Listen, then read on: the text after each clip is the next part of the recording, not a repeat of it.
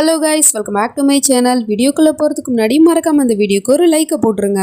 Starting சீன்லேயே நம்ம சனம்க்கு அடிபட்டுறக்கூடாது அப்படின்னு சொல்லிட்டு ஆகில் கையை வச்சு தடுத்திருப்பான். அப்படி இருந்துமே சனம்க்கு அடிபட்டுருச்சு போல். ஸோ அதனால் அவளுமே தனியாக உட்காந்துட்டு அடிப்பட்ட கைக்கு மருந்து போட்டுட்ருக்கா. இதெல்லாம் தூரத்துலேருந்து ஆகிலுமே பார்த்துட்டு தான் இருக்கான். இருந்தாலும் அவகிட்ட போயிட்டு நெருங்கி பேச முடியல. அதனால் அங்கேருந்து கிளம்பி போயிட்டு இருக்கும் போது சனம் பார்த்துட்டு ஆகில்னு கூப்பிடுறா. ஆனால் அவன் பாட்டிக்கு கண்டுக்காத மாதிரி போயிடுறான். நம்ம ஹீரோயினுக்கு ரொம்ப கஷ்டமாக இருக்கு. அவன் எதுக்காக இப்படி அவாய்ட் பண்ணுறாங்கிற காரணமும் அவளுக்கு தெரியல. அப்படி இவ கண் கலங்கிக்கிட்டு கண்ணை தொடச்சிட்டு இருக்கிறதுலாம் தூரத்துலேருந்து இவனும் ஒளிஞ்சிட்டு பார்த்துட்டு தான் இருக்கான். இவனுக்குமே ரொம்ப கஷ்டமாக தான் இருக்கு.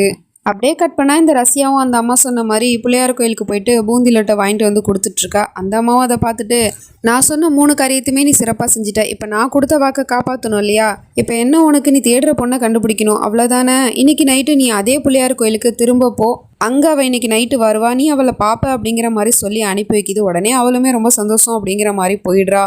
இப்போது நைட் ஆகிடுது. நம்ம சனம் அவளோட ரூமுக்கு வந்தால் அங்கே பார்த்தா அந்த நீலாம்பரி முன்கூட்டியே வந்து நின்றுட்டு இருக்கா கையில் பேப்பரோட.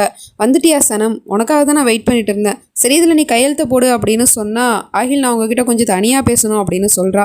ஆகில் கிட்ட தானே, நீ அப்புறமா அதெல்லாம் பேசிக்கோ, இப்போ அதில் கையெழுத்து போடு. இல்லை இப்படி கூட வேணாம், நீ பேசாமல் ஹாலுக்கு வந்துடுறேன், அங்கே மொத்த ஃபேமிலி முன்னாடியுமே நீங்கள் 2 பேரும் கையெழுத்து போட்டு கொடுங்க. அப்போ தானே எல்லாருக்கும் இந்த விஷயம் தெரியும். ஆகில் நீ போப்பா, நான் சனம் கிட்ட கொஞ்சம் பேசிட்டு வரேன் அப்படின்னு சொன்னதும் ஆகில் அங்கே இருந்து போயிடுறான்.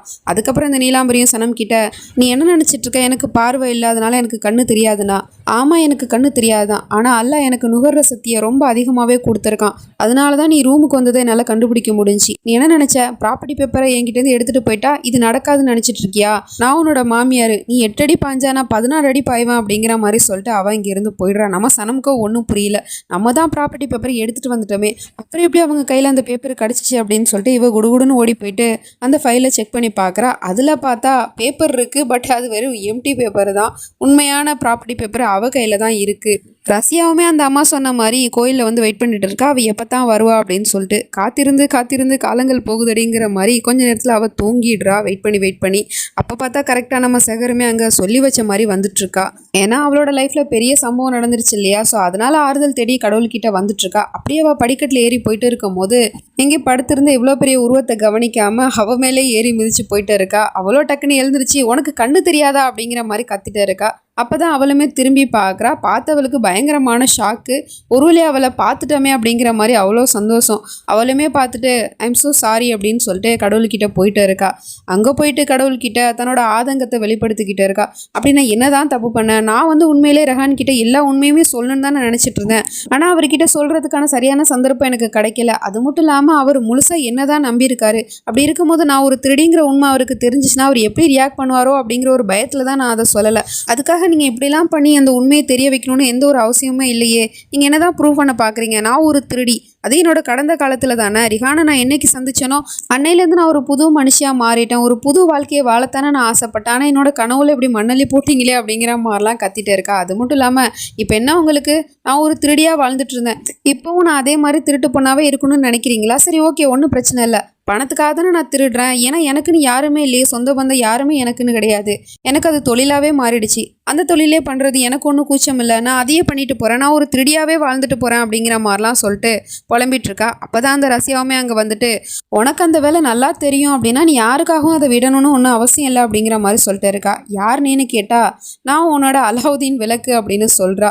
என்ன உனக்கு வேணும்னு கேட்டால், நீ எனக்கு ஒரு உதவி செஞ்சாகணும், அந்த உதவிக்கு பதிலாக உனக்கு நிறைய பணம் கிடைக்கும், அதனால நீ திருடணுங்கிற அவசியம் கூட கிடையாது, உன்னோட லைஃபையே நான் மாற்றிடுவேன் அப்படின்னு சொல்லிட்டு இருக்கா. நீ என்னோட லைஃபை விடு, உன் நிலைமையை வச்சுட்டு பாரு, உன் கையில் ஒரு 500 கூட இருக்கிற மாதிரி தெரியல, நீ என்னோட வாழ்க்கையை மாற்ற போறியா, வேலையை பாருமா அப்படிங்கிற மாதிரி சொல்லிட்டு அவன் இங்கேருந்து போனா, நான் உனக்கு எவ்வளோ வேணால் பணம் தரேன், 10 லட்சம், 20 லட்சம், 30 லட்சம், 50 லட்சம் தரேன் அப்படின்னு சொன்னதும் அவள் டக்குன்னு நின்றுட்டு இந்த பக்கம் திரும்பி பார்க்குறா. எவ்வளோ?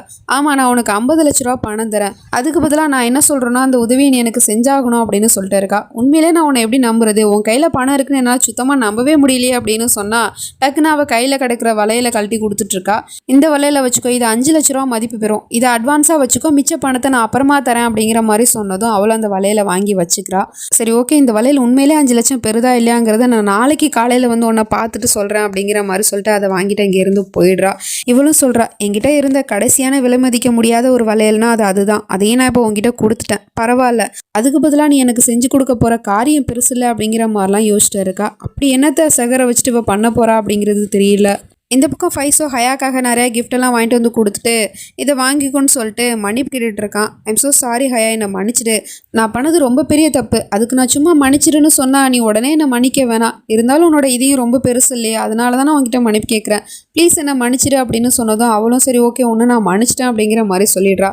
அதுக்கப்புறம் ராகத் ஹயாவோட கல்யாண விஷயத்தை பற்றி பேச போனால் டக்குன்னு அங்கே ராகத் வந்துட்டு என்ன பண்ணுற ஃபைஸ், பாவம் கூட கொஞ்சம் தனியாக பேசணும்னு சொல்லிட்டு தனியாக அழைச்சிட்டு போயிட்டு நீ என்ன பண்ணிட்டு இருக்க, நான் தான் சொன்னேன்ல இந்த கல்யாணம் முடிகிற வரைக்கும் நீ ஹயா விட்டு தள்ளிடுன்னு, அப்புறம் எதுக்காக இப்படிலாம் பண்ணிட்டு இருக்கேன்னு கேட்டா ஐம் ஸோ சாரி நான் அந்த விஷயத்த மறந்துட்டேன் அப்படின்னு சொல்லிட்டு அவன் இங்கே இருந்துட்டு போயிட்டு ஹயாவை பார்த்துட்டு லைட்டாக ஸ்மைல் பண்ணிகிட்டே இங்கேருந்து போயிட்டே இருக்கான். ஸோ இதை ஹயா பார்க்கும்போது ரொம்ப வித்தியாசமாக இருக்குது. அவள் போயிட்டு நேராக ராகத்கிட்டே போயிட்டு கேட்குறா அந்த கிஃப்டையுமே கொடுத்துட்டு, எதுக்காக அவன் எனக்காக கிஃப்டெல்லாம் வாங்கிட்டு வந்துட்டுருக்கான், அது மட்டும் இல்லாமல் கல்யாணத்தை பற்றி கூட ஏதோ பேச வந்தானே, அவனுக்கு இதுக்கு என்ன சம்மந்தம் அப்படிங்கிற மாதிரி கேட்டால் அதெல்லாம் ஒன்றும் இல்லை அப்படிங்கிற மாதிரி சொல்லி சமாளிச்சிடுறான். ஏன்னா உண்மையே சொல்ல முடியாதுல்ல ஹயா கிட்ட. இங்கே பாருங்கள் ராகத், உங்கள் தம்பி என்கிட்டேருந்து கொஞ்சம் தள்ளியே இருக்க சொல்லுங்கள், அவன் திரும்ப திரும்ப என்கிட்ட வந்துட்டு என்னை மன்னிச்சிடு அப்படி இப்படின்லாம் சொல்லிட்டு பேசிட்டு இருக்கான். எனக்கு அது சுத்தமாக பிடிக்கல. நான் முழுசாக மனசார விரும்புறது உங்களை தான், அதனால நீங்கள் மட்டும் என் கூடவே இருந்தால் போதும் அப்படின்னு சொல்லிட்டு ஐ லவ் யூ ராகத் அன்சாரி அப்படின்னு சொல்லிட்டு ப்ரப்போஸ் பண்ணிவிட்டு அவனை அப்படியே ஹேக் பண்ணிட்டு நின்றுட்டுருக்கா. இவனுக்கு இன்னும் கொஞ்சம் தான் குற்ற உணர்ச்சியாக இருக்குது. ஹயா கிட்ட உண்மையும் சொல்ல முடியாமல் இப்படி அவளை நம்ம ஏமாத்துறமே அப்படிங்கிற மாதிரி ஃபீல் பண்ணிட்டு இருக்கான். இந்த பக்கம் வீட்டில் மொத்த ஃபேமிலியும் கூப்பிட்டு வச்சு உட்கார வச்சுக்கிட்டு வக்கீலுமே வந்திருக்காரு. சைனை போடுமா அப்படிங்கிற மாதிரி சொல்லிட்டு அந்த ப்ராப்பர்ட்டி பேப்பரில் சைனை கேட்டுட்டு இருக்கா. நம்ம சனமும் ஆயில் சொன்ன விஷயத்தை பற்றி தான் யோசிச்சுட்டு இருக்கா. ஒரு தடவை மட்டும் அதில் நான் சைனை போட்டேன் அப்படின்னா அப்புறம் நம்மளோட இந்த உறவும் முடிஞ்சிரும் அப்படின்னு சொல்லியிருப்பான். அதை நினச்சி பார்த்துட்டு யோசிச்சுட்டு இருக்கா. என்னாச்சு சனம், அதான் எல்லாரும் வந்திருக்காங்களா, சீக்கிரமாக சைனை போடு அப்படின்னு சொன்னதும் அவளும் கையெடுத்து காமிக்கிறா.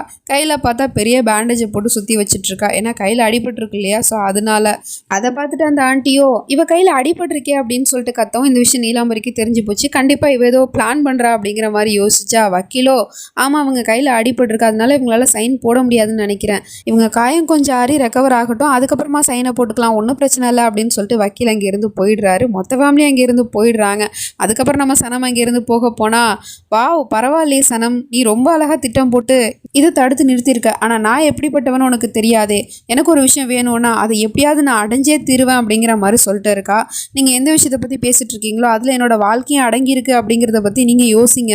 என் வாழ்க்கையை வச்சு நீங்கள் இல்லை வேறு யார் விளாண்டாலும் எனக்கு அது சுத்தமாக பிடிக்காது அப்படின்னு சொல்லிட்டு அவன் இங்கேருந்து போயிடுறா. அதுக்கப்புறம் இந்த நீலாம்பரியோ மற்றவங்க வாழ்க்கையில் விளாடுறதுனா எனக்கு அவ்வளோ பிடிக்கும், நீ என்கிட்ட இந்த விஷயத்தை பற்றிலாம் பேசிட்டு இருக்கியா, ஒன்றும் பிரச்சனை இல்லை, உங்ககிட்ட எப்படி சைன் வாங்கணும்னு எனக்கு நல்லா தெரியும் அப்படிங்கிற மாதிரி சொல்லிட்டு இருக்கா. ரூமுக்கு வந்து ஆஹிலுக்காக தண்ணி எடுத்துகிட்டு வந்து வச்சுட்ருக்கா, அதுவும் அந்த அடிப்பட்ட கையால். ஸோ இது ஆஹிலும் பார்த்துட்டு அப்படின்னா உன்னால் இதை தூக்க முடியும்னா கண்டிப்பாக உன்னால் சைனும் போட முடிஞ்சிருக்குமே, எதுக்காக போடலைன்னு கேட்டால் நீங்கள் தானே சொன்னீங்க அதில் நான் ஒரு தடவை கையெழுத்து போட்டால் அப்புறம் நம்மளோட உறவு முடிஞ்சிடும்னு, அப்படி இருந்தும் நான் எப்படிங்க அதில் நான் கையெழுத்து போடுவேன்னு கேட்டால் இவனோ டக்குன்னு அம்மா சொன்னதை யோசிச்சு பார்த்துட்டு அம்மாக்காரி சொன்னா இல்லையா, அவள் உன்னை பணத்துக்காக தான் கல்யாணம் பண்ணிக்கிட்டா, அது மட்டும் இல்லாமல் உன் அம்மா எனக்காக நீ இது கூட செய்ய மாட்டியா அப்படி இப்படின்லாம் பேசியிருப்பா. ஸோ இது எல்லாத்தையும் நினச்சி பார்த்துட்டு இங்கே பாரு சனம், நானும் சரி நீயும் சரி நம்ம லைஃப்பில் நடந்த விஷயத்தை பற்றி ஷேர் பண்ணிக்கலாம், ஆனால் நம்மளோட லைஃப்பை ஷேர் பண்ணிக்க முடியாது, இது எவ்வளோ சீக்கிரம் புரிஞ்சுக்கிறியோ அவ்வளோ சீக்கிரம் உனக்கு நல்லது அப்படிங்கிற மாதிரி சொல்லிட்டு கபோட வேகமாக சாத்திட்டு இருக்கான். அப்போ ஒரு டைரி மாதிரி ஏதோ ஒன்று கீழே விழுகுது. உடனே ஆஹில் கிட்ட போயிட்டு சனமோ ஏன் இப்படிலாம் பண்ணிட்டு இருக்கீங்க, உங்களுக்கு என்னதான் ஆச்சு, நமக்குள்ளே எல்லாமே மாறி இருந்துச்சு, நம்ம ஒரு புது வாழ்க்கையை வாழ தானே ஆசைப்பட்டுட்டு இருந்தோம், நீங்களும் சந்தோஷமா இருந்தீங்க நானும் சந்தோஷமா தான் இருந்தேன், அப்படி இருக்கும்போது இப்போ எதுக்காக திடீர்னு என்ன அவாய்ட் பண்ணிட்டு இருக்கீங்க, ஒருவேளை நான் ஏதாவது தப்பு பண்ணிட்டேன்னா, அப்படியே நான் ஏதாவது தப்பு பண்ணியிருந்தாலும் அது என்கிட்ட டேரெக்டாக சொல்லுங்க ப்ளீஸ், என்னை இக்னோர் பண்ணாதீங்க அப்படிங்கிற மாதிரிலாம் சொன்னான். அவன் என்னடானா காதில் வாங்காமல் அவன் படிக்க இங்கேருந்து போயிட்டே இருக்கான். அதான் நம்ம ஹீரோயினுமே இந்த பக்கமாக திரும்பி பார்க்குறா. அந்த டைரி வந்து அவளோட கண்ணில் பட்டுருது. அதை எடுத்து பார்த்தா அது நம்ம ஆகிலோட சின்ன வயசு டைரி தான். ஸோ இது இவளோட கையில் கிடச்சிருக்கு. அப்படி என்ன இதில் ஆகில் எழுதியிருப்பான் அப்படிங்கிறதுலாம் தெரியல, வெயிட் பண்ணி தான் பார்க்கணும். நெக்ஸ்ட் நினச்சி நம்ம அடுத்த பாட்டில் பார்த்து தெரிஞ்சுப்போம். அது வரைக்கும் பை ஃப்ரெண்ட்ஸ்.